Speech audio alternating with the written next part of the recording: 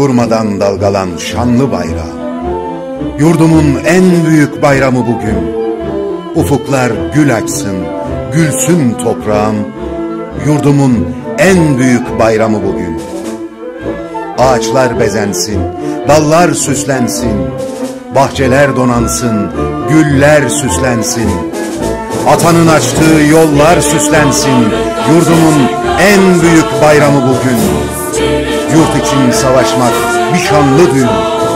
Yaşamak duygusu her şeyden üstün.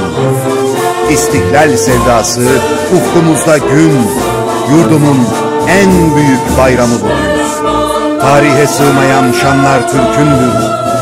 Ölümden korkmayan canlar Türk'ündür. Bayrağa renk veren kanlar Türk'ündür. Yurdumun en büyük bayramı bugün. Atamız her zaman kalbimizde hız. Ülkümüz uğrunda ölmek ahdımız.